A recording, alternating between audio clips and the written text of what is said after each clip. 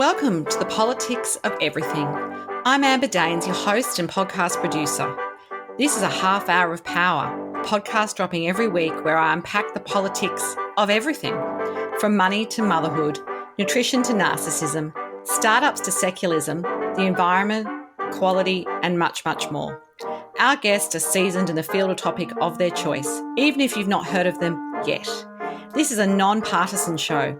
So while I love exploring varied views and get a buzz from a healthy debate of ideas, this is not a purely blue, white, green program. Please subscribe, tune in and enjoy the politics of everything.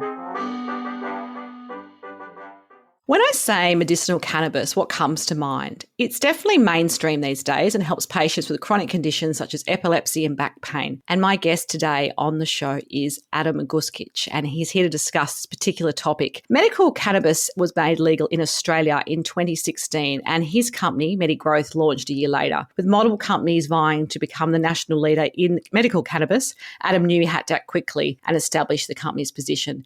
And since launching several years ago, the company has delivered products to thousands of Australian patients and seen their year-on-year revenue grow by massive amounts. So in early 2023, they announced development of the Medigrowth Center for Excellence, Australia's first medical cannabis-specific research and manufacturing facility. And recently, the company launched another wing to it, Haiku Health, their own telehealth service, which offers patients access to GPs authorised to prescribe medical cannabis products. So it's a huge topic, and I'm really happy to have you on the show. So welcome to the Politics of Everything, Adam. Thank you so much, Amber. It's great to be here and looking forward to having a chat. Podcasting remotely can be challenging, but it doesn't have to be. Since day one of the Politics of Everything, I have relied on Zencastr's all-in-one solution to make the process quick and painless, the way it should be for those of us who just love great content and want to get our ideas out into the world. If you know me, I'm obsessed with quality in terms of my guests, my sound, and everything about my show has to be great the first time. I'm time poor. It's so easy to use Zencastr. I'm not tech savvy and you don't need to be either. There's nothing to download. Just click on the link and off we go. Zencastr is all about making your podcasting experience easy, and with everything from local recording to automated post-productions now in their toolkit, you don't have to leave your browser to get that episode done, and done fast. I have a special offer for you, and hopefully you can experience what I have with Zencastr. Go to zencastr.com/pricing and use my VIP code, the Politics of Everything, all lowercase and one word, to get 30% off your first 3 months of Zencastr Professional. How good is that? I want you to have the same easy experiences I do for all my podcasting and content needs. It's time to share your story. So I'm going to start where I start with all my guests. I don't suppose as a young kid you thought you'd be doing what you're doing now, but do you remember what you thought you might be maybe as a young kid or a teen?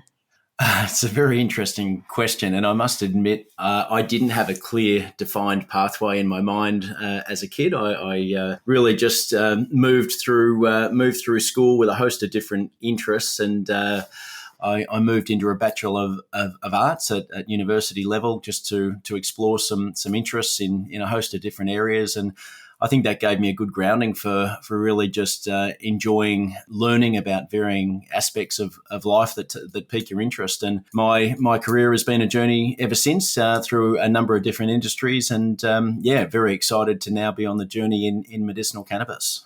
And I guess what were some of those early career bits? Were you in the legal profession? Were you in the health space? Was there anything where we can join the dots and go, this is where you landed because, you had some expertise or some interest early on? Look, it's probably it's certainly not a linear pathway to where I'm at now. I spent actually a long time in a family-based business in the automotive industry, so in automotive retail and wholesale, and working on novated leasing and a host of areas within automotive. And that actually spanned quite a long time in my career journey. And I moved on to some property development post the automotive industry, and really just, I guess, build a broad business understanding of running business, looking at opportunities, looking at gaps in the market, and really following passions. And I think that's what has driven me to medicinal cannabis. So no clear sort of health tech pathway to where I am today, but probably just got to a point in life and career where I was really looking for a new challenge and some new energy to really focus the next sort of path in my career. And after moving on from some previous ventures, I spent some time traveling around Australia with my family, and that gave me a very open headspace to think about where I wanted to really pursue my energy and passion into the next phase of my working life. And as circumstance sometimes comes together, I have a good long-term friend and now business partner who's a Canadian expat who we had discussed the medicinal cannabis market in Canada, in his hometown of British Columbia, and looking at sort of some of his network. We had many conversations, and it was around the time of legalisation in Australia, and one thing led to the next, and we saw a great opportunity to not only combine, I guess, our passion for commercial success, but also a passion for, I guess, doing something really good within the community and something that we believe quite strongly in.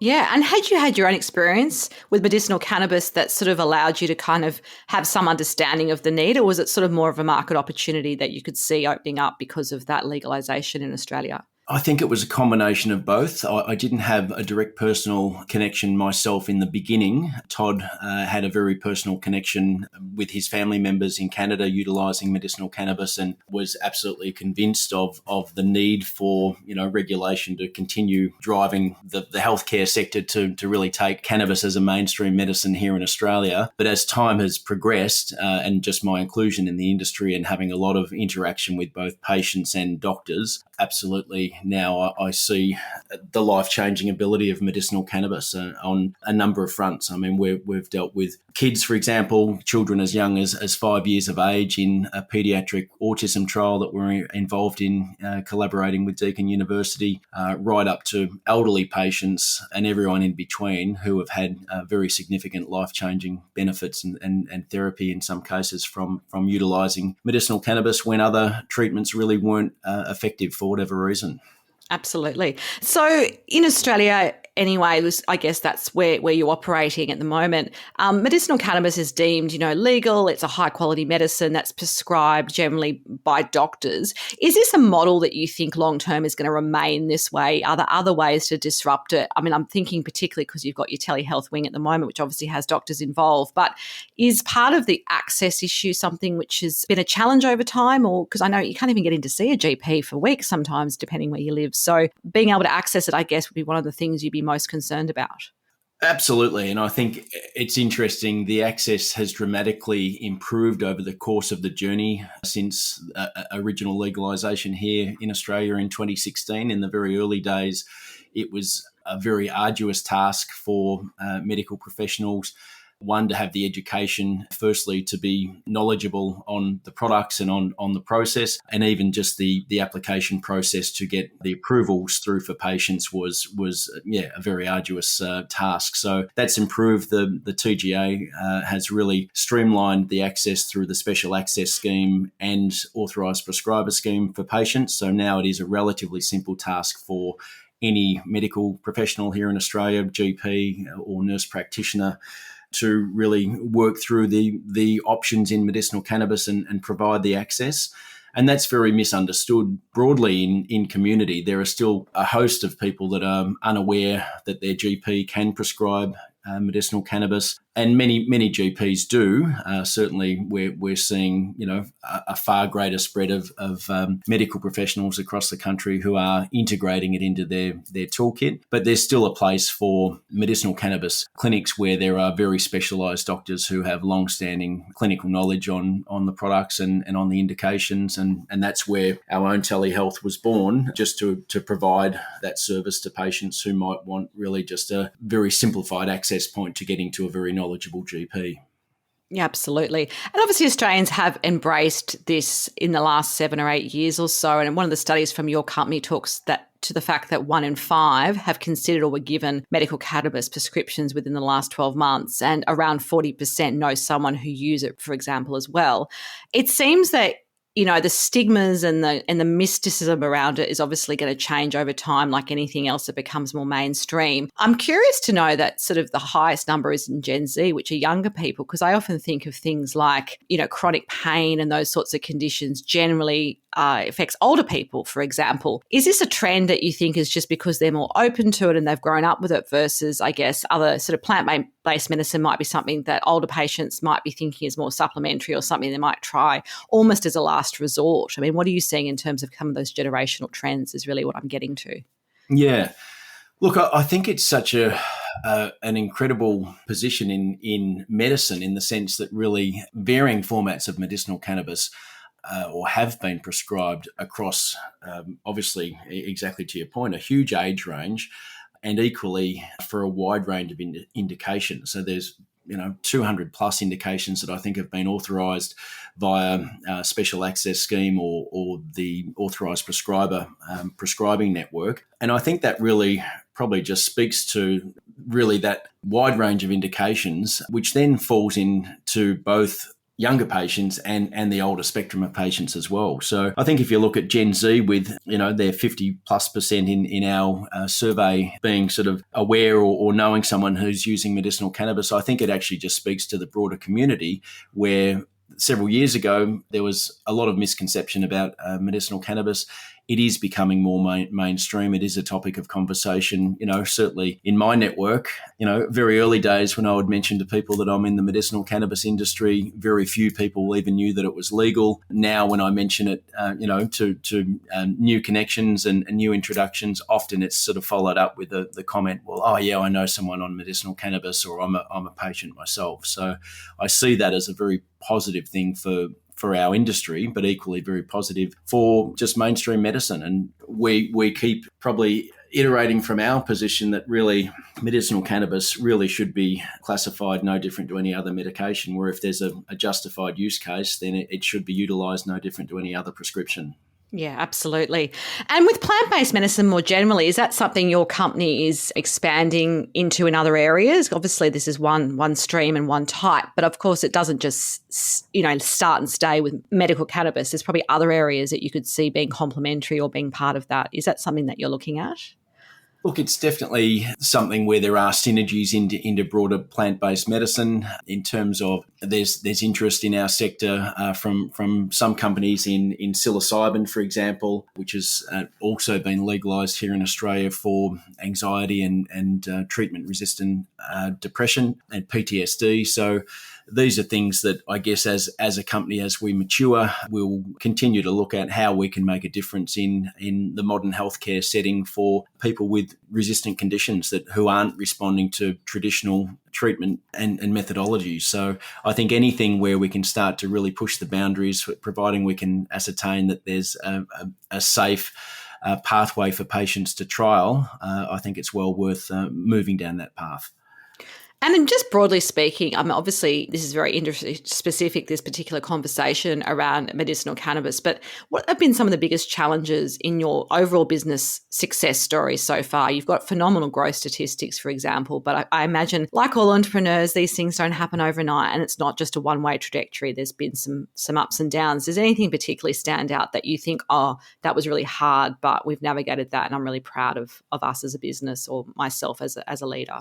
Yeah, absolutely. I think there's challenges every single day as a business owner, as every business owner and entrepreneur would no doubt agree with. For us, I guess that the challenge has been, and this is true, I think, for really everyone in our industry, has been the fact that we've not only come in as new business and industry leaders, but we're in a very new industry. We're in an industry, and particularly for anyone that has been in our industry from either inception or from very early days like we have, much of the industry has been built around the work of people like ourselves and other industry players and industry leaders to really build that pipeline of every point in the supply chain. So for us, I think the challenges have been really quite immense in terms of really from going from an idea to building all the things around us that we need to actually start practicing, a business and a scalable business. So that's been everything from licensing in the early days to product procurement to building a team, and probably part of all of that, and an overriding challenge again for ourselves and many early stage businesses is a need for capital. So yes. Did you grow the business through raising capital, or were you able to sort of do that yourself, or a mixture of both? I guess. I mean, what sort of has that looked like for you? Yeah, a little bit of a mixture of both. So we've been a relatively small, lean and efficient machine from inception in terms of the way we've operated our business. We had some very early investment. We have bootstrapped for a time, really working on what we see and continue to see as our key priorities within a business. So we have been very focused on our long-term strategy. And last year, we did raise some capital via the crowdsourced funding regime with Birchall. And that's really allowed us to move through to that next stage of growth for us as a company. So it's, really exciting for us into this year, which is really just allowing us to continue to grow with a very fast growing and rapidly evolving industry. And I guess in terms of what you do from a day-to-day level, there's probably lots of business tools and hacks and apps that you probably use. Is there something at the moment that you've maybe just discovered or you've been using for a while even that has really helped you be efficient or be mindful or whatever it is? Could you share that with us? We use a multitude of tools across, the digital sort of platforms. As a small team, I think communication obviously is paramount to sort of moving forward, and internal sort of channels on Slack, for example, where we're really starting to integrate into our internal comms just to ensure some efficiencies. But I think broadly speaking, I mean, we work very collaboratively within the team and, across a host of different platforms. I think for us, it's really about having a clear strategy on how we're moving forward, and the tech really just becomes a tool behind that. So, I think to answer that question, it's probably nothing specific, but a very close-knit team that all has a very strong synergy in our direction. Absolutely. And your biggest life lesson to date, and why has it been so important to you? Look, I think this last period of my life, if I look at the journey with Medigrowth we incorporated the original holding company with Medigrowth in very late 2017, and from January 2018 it's been a full-time commitment and some. It's certainly not a 9-to-5 job. We've had significant commitment, I guess, in terms of building the business, international travel, being on really all the time to ensure that we can engage in every opportunity. So for me, that's very much about believing in the mission that you're in, and that's become very apparent to me, even more so as I've been involved in the industry and dealing with patients and seeing that the industry that I'm in can actually make an incredible difference in people's lives. So for me, I kind of look at that as the ultimate, whereas if I can build a successful business and be proud of the business that I'm in and the differences that we're able to make, in our part within healthcare, that's really important to me personally. And I think going back to the original question, that's really all about grit and determination on ensuring that you continue to sort of push forward even when you have roadblocks coming up against you. So for me, personally, and I know for Todd as well, we've pushed through a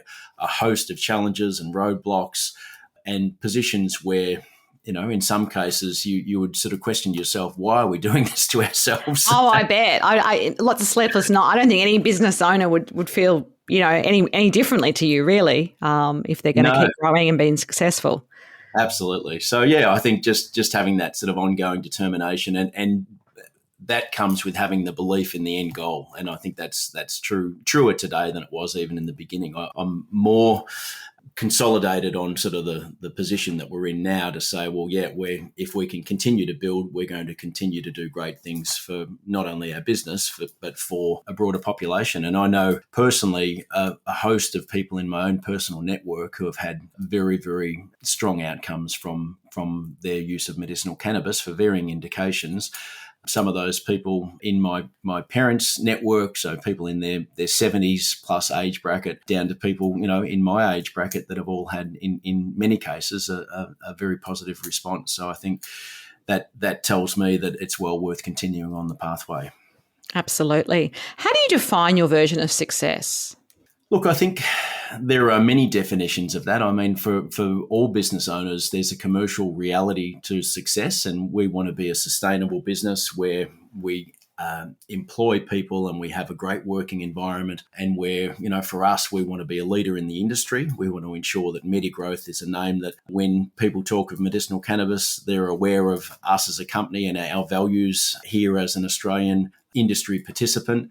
So that's important. For me, integrity is very sort of correlated to that definition of success. From inception, we've really built our business around our leadership, and that comes from myself and Todd McClellan. We're both people that do what we say and say what we do. And I think that's really important in business success where, if I have a conversation with someone, I follow up on my actions if I've said I'm going to do something. So to me, that's success. And ultimately being proud of your endeavors, I think is really at the pinnacle of that. As a business owner, I want to be involved in a business where at the end of a career, I can look back and say, well, I've made a difference. And that business legacy, I think, is so important in life because it's where most of us spend most of our waking hours. And I think that should be something that we can all say, well, we're proud of what we put our time into. And just a final takeaway message for us as we wrap up our conversation on the politics of medicinal cannabis. Look, I would just say for everyone out there that's passionate about an idea, I'd really just say to those people, and it's very cliched, but go out and chase what you feel your energy is worth pursuing, because for all of us, we all have a finite position on this earth, and really let's go out and do something that makes a tangible difference both to yourself and to the wider community. And wishing everyone good luck in whichever journey they take. Thank you so much for your time. If you do want to connect further with Adam and find out more about his company, there will be details on the show notes. Until next time, do take care. Thank you. Thanks so much for listening today. If you've enjoyed the politics of everything, I thrive on your feedback. So please add a short review and share the podcast with your network through Apple, Spotify, and all the usual suspects. I'm always on the hunt for new and diverse guests, so if you or someone you know has a fresh idea you're busting to get out there, please email me at amber@amberdanes.com and my crew will get back to you very soon.